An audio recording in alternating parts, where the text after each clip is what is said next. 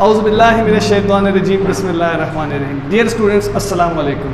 उम्मीद करता हूँ आप तमाम स्टूडेंट खैरियत से होंगे। हमने कंप्यूटर हार्डवेयर का टॉपिक स्टार्ट किया हुआ था, जिसमें हमने इनपुट डिवाइसेस आउटपुट डिवाइसेस को बड़ी डिटेल में कंप्लीट कर लिया था। उसके बाद हम मेमोरी यूनिट पे आ चुके थे या मेमोरी स्टोरेज डिवाइसेस के ऊपर आ चुके थे। यहाँ पर मैं आपको बताऊँ, अगर हम कंप्यूटर मेमोरी की बात करें तो हमारे पास जो कंप्यूटर मेमोरी है उसकी दो टाइप्स होती हैं। एक को हम प्राइमरी या प्राइमरी मेमोरी कहते हैं, और दूसरी जो मेमोरी होती है उसको सेकेंडरी मेमोरी कहा जाता है। प्राइमरी मेमोरी का दूसरा नाम हमारे पास मेन मेमोरी भी होता है, जबकि सेकेंडरी मेमोरी को हम स्टोरेज डिवाइसेस भी कहते हैं। अब इसमें अगर आपको याद हो तो लास्ट हमने स्टोरेज डिवाइसेस का टॉपिक कंप्लीट कर लिया, जिसमें हमने hard disk, CD, DVD, blue रे, उसके बाद यूएसबी और हमने ये सारी चीज़ें देख ली थी। इसके अलावा मेमोरी कार्ड को भी हमने वहाँ पर पढ़ा था। जो आज का हमारा टॉपिक है वो प्राइमरी मेमोरी या मेन मेमोरी के हवाले से है। प्राइमरी मेमोरी या मेन मेमोरी। अब एक बात यहाँ पे आपने याद रखनी है, सेकेंडरी स्टोरेज डिवाइसेस ये भी मेमोरी थी, प्राइमरी मेमोरी या मेन मेमोरी ये भी मेमोरी है, लेकिन जो हमारे पास स्टोरेज डिवाइसेस थी इसमें हम अपना वो डेटा सेव किया करते थे, अपना वो डेटा रखा करते थे जिसकी हमें ज़रूरत ऐसे वक्त पे पड़ती थी जब हमें उसे चलाना है, इमेज या अपना कोई भी स्टोरेज के लिए डेटा यहाँ पे सेव करते थे। लेकिन जो हम अपना मेन मेमोरी में या प्राइमरी मेमोरी में हमारे पास डेटा आएगा, ये वो डेटा आएगा जो प्रोग्राम का एग्जीक्यूट होने पर डेटा प्रोग्राम के एग्जीक्यूट होने पर डेटा जो कंप्यूटर को रिक्वायर होता है, यानी प्रोग्राम के चलने के दौरान जो डेटा हमारा कंप्यूटर को चाहिए हो। अब प्राइमरी मेमोरी या मेन मेमोरी में अब हमारे पास तीन किस्म की मेमोरी आती हैं। एक को हम कहते हैं रैम, उसके बाद हमारे पास आता है रोम, और थर्ड टाइप हमारे पास आती है internal processor memory. Internal processor memory.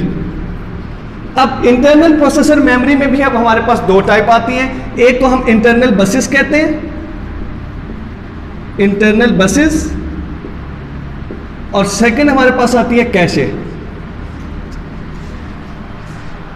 फिर उसके बाद हमारे पास रजिस्टर्स, वो भी इसी इंटरनल बसेस के अंदर, या इंटरनल रजिस्टर्स भी इसी हमारे पास इंटरनल प्रोसेसर मेमोरी की कैटेगरी में आते हैं। तो आज का जो हमारा टॉपिक है वो बेसिकली है प्राइमरी मेमोरी या हमारे पास मेन मेमोरी से रिलेटेड।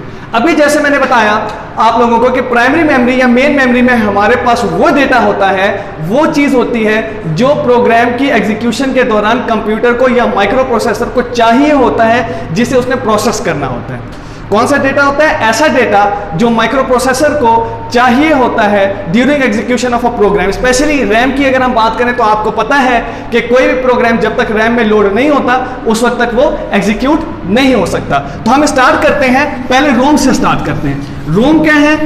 अभी जैसे मैंने आपको बता दिया प्राइमरी मेमोरी या मेन मेमोरी की एक टाइप है। अब क्या बनता है रोम से? Read only memory. रोम से क्या बनेगा? Read only memory. इसमें अब वो मेमोरी या इसमें ऐसा डेटा, इसमें ऐसी चीज यूज की जाती है जो सिर्फ हमें रीड करने के लिए चाहिए हो, राइट करने के लिए नहीं, सिर्फ रीड करने के लिए। फॉर एग्जाम्पल आपने एक नाम सुना होगा बायोस का, बायोस चिप का आपने जरूर नाम सुना होगा। बायोस क्या है? एक रोम मेमोरी की टाइप है। बायोस क्या होता है? Basic input output system. इसका काम क्या होता है कि जब हम कंप्यूटर ऑन करते हैं, कंप्यूटर के ऑन होते वक्त ये टेस्ट करता है, उस टेस्ट को कहा जाता है post test, power on self test. उस टेस्ट को क्या कहा जाता है? Post test, power on self test. अब यहां पे होता क्या है, जिस वक्त हम कंप्यूटर ऑन करते हैं उस वक्त इस टेस्ट में चेक किया जाता है कौन कौन सी इनपुट डिवाइसेस हमारे कंप्यूटर के साथ कनेक्ट हैं, कौन कौन सी आउटपुट डिवाइसेस हमारे कंप्यूटर के साथ कनेक्ट हैं, कौन कौन सी स्टोरेज डिवाइसेस हमारे कंप्यूटर के साथ कनेक्ट हैं। इसके अलावा इसका सबसे मेन काम होता है ऑपरेटिंग सिस्टम को रैम में लोड करना। क्या इसका काम है?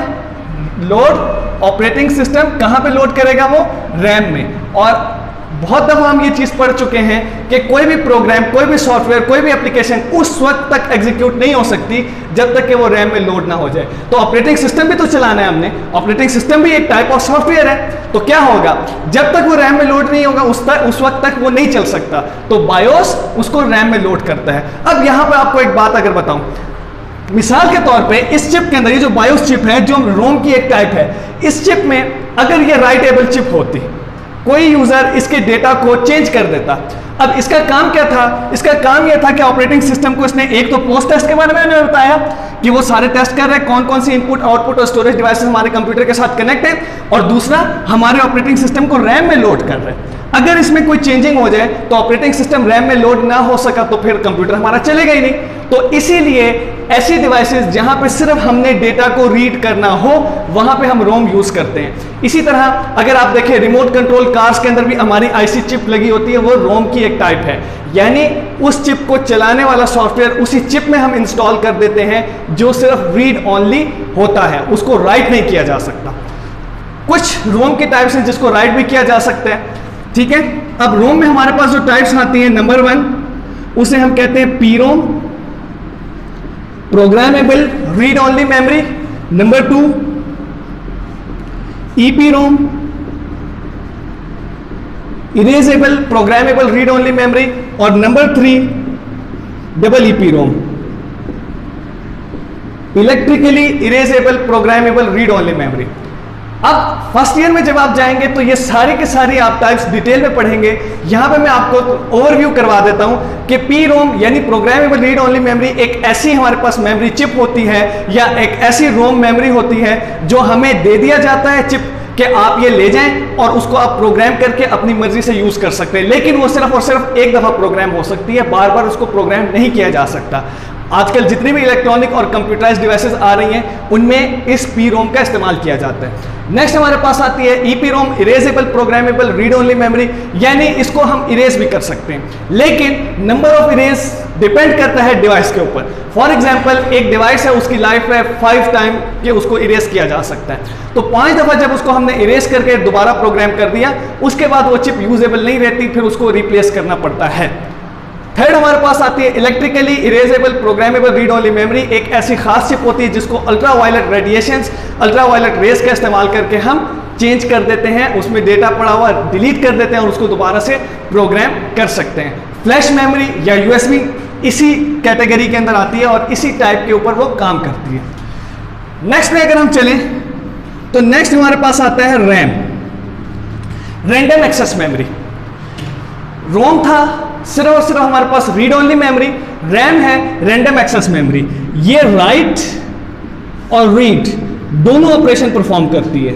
जो रैम मेमोरी है ये रीड और राइट दोनों ऑपरेशन परफॉर्म करती है, यानी इसमें हम अपना डेटा रीड भी कर सकते हैं और डेटा इसमें राइट भी कर सकते हैं। माइक्रो प्रोसेसर को प्रोसेसिंग के लिए जब भी डेटा चाहिए हो वो रैम से कांटेक्ट करता है, रैम से डेटा वो लेता है। तो रैम हमारे कंप्यूटर को ऑपरेट करने के लिए सबसे इंपॉर्टेंट मेमोरी है। और दूसरी बात, आपको जैसे शुरू से हम पढ़ते हुए आ रहे हैं उस वक्त तक कोई प्रोग्राम एप्लीकेशन रन नहीं हो सकती जब तक कि वो रैम में लोड ना हो जाए। रैम की भी आगे बहुत सारी टाइप्स हैं, ठीक है, SD RAM, dynamic RAM, synchronize RAM, फिर उसके बाद डीडीआर। ये सारा का सारा 9th के हमारे कोर्स में नहीं है, फर्स्ट ईयर के कोर्स में है जहां पे आप इसको जाके डिटेल में पढ़ेंगे। थर्ड जो हमारे पास आती है इंटरनल प्रोसेसर मेमोरी, जिसके अंदर हमने बताया था इंटरनल बसेस, कैशे और रजिस्टर आता है। तो रजिस्टर्स हम पहले पढ़ चुके हैं कि टेम्परेरी मेमोरी होती है, थोड़ी देर के लिए उसमें डेटा स्टोर किया जाता है और फिर उसको फर्दर प्रोसेसिंग के लिए आगे जहां पर भी रैम में चाहिए हो या आउटपुट करनी हो वहां पर उसको सेंड कर दिया जाता है। अब जो हमारे यहाँ पे कोर्स में इंटरनल बसेस भी नहीं है, हमारे यहाँ पे कोर्स में सिर्फ कैशे है, तो यहाँ पे हम कैशे मेमोरी ही पढ़ते हैं। कैशे क्या है? कैशे हाई स्पीड मेमोरी है। अच्छा, इसका इस्तेमाल क्यों किया गया आपको मैं एक एग्जांपल से समझाता हूं। एक चीज है जो मेरे सामने यहां पे पड़ी हुई है, ठीक है, फॉर एग्जांपल ये मेरे पास टेबल है, इस टेबल के ऊपर मैंने यहां मार्कर रख दिया। अब मुझे मार्कर की जरूरत है, मैंने फौरन यहां से ये मार्कर उठा लिया। अब यही मार्कर अगर मैं उस दीवार के कोने में रखूंगा तो मैं क्या होगा, मुझे टाइम ज्यादा लगेगा ना उठाने में, वहां से उठाने में या यहां से उठाने में, कहां पे टाइम ज्यादा लगेगा? जाहिर सी बात है ये चीज मेरे करीब है तो मैं इसको फौरन उठा लूंगा, जबकि मेरा मार्कर अगर दीवार के पास होगा तो वहां से मुझे मार्कर पिक करने में टाइम ज्यादा लगेगा।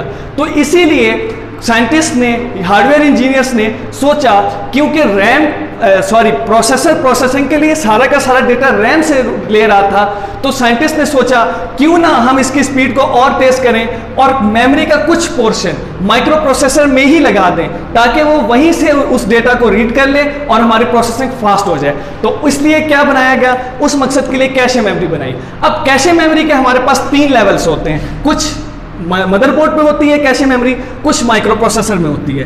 L1 cache memory micro processor में होती है, जबकि L2 और L3 कैशे मेमोरी हमारे पास मदरबोर्ड पे होती है। अगर मैं इसकी ब्लॉक डायग्राम बनाऊं तो होता क्या है, फॉर एग्जांपल ये मेरे पास रैम है, उसके बाद ये मेरा प्रोसेसर है, इस प्रोसेसर में CPU है मेरा, ठीक है। इस CPU में भी एक कैशे मेमोरी होगी, और कौन सी कैशे मेमोरी होगी, L1 कैशे।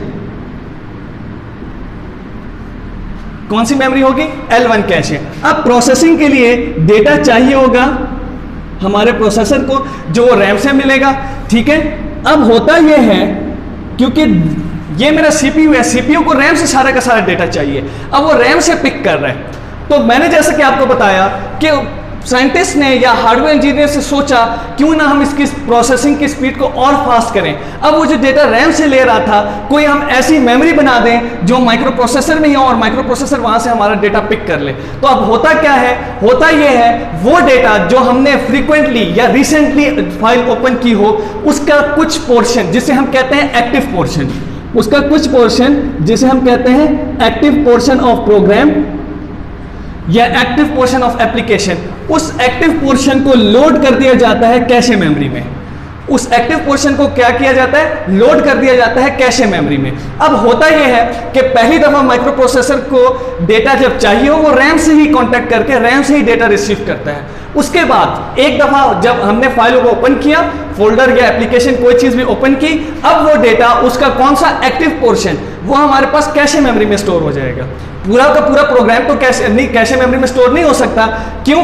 क्योंकि कैशे मेमोरी की इस वक्त जो हमारे पास हाईएस्ट लिमिट है वो 4 MB हमारे पास अभी तक कैशे मेमोरी आई है, ठीक है। 4 MB की कैशे मेमोरी हमारे पास इजीली अवेलेबल है।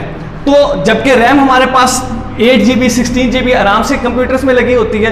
तो अब जाहिर बात है, अगर एक प्रोग्राम है उसको रैम में 1 GB की स्पेस चाहिए, तो वो कैशे में लोड नहीं हो सकता। सिर्फ उसका वो पोर्शन जो उस प्रोग्राम को चलाने और रन करने में हेल्प कर रहा है, उसको लोड कर दिया जाता है कैशे मेमोरी के अंदर। अब सेकंड टाइम जब उस प्रोग्राम की जरूरत पड़ेगी, तो माइक्रो प्रोसेसर सबसे पहले कैशे मेमोरी से कांटेक्ट करेगा। अगर कैशे मेमोरी में डेटा नहीं मिलता, तब वो जाके रैम से कांटेक्ट करेगा कि मुझे डेटा चाहिए, क्योंकि वो प्रोग्राम रैम में लोड हुआ होगा, तो वहां से हमें डेटा प्रोसेसर को मिल जाएगा।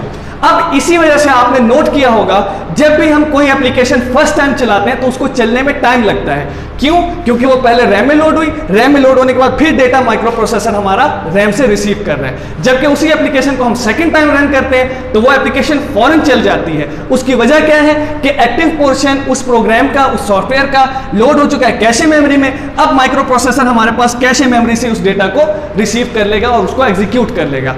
तो ये था हमारा आज का टॉपिक, जिसमें आज हमने अपना रैम, रोम और कैशे मेमोरी के टॉपिक को क्लियर किया। इंशाल्लाह नेक्स्ट टॉपिक के अंदर आपसे मुलाकात होती है। तब तक के लिए अल्लाह हाफिज।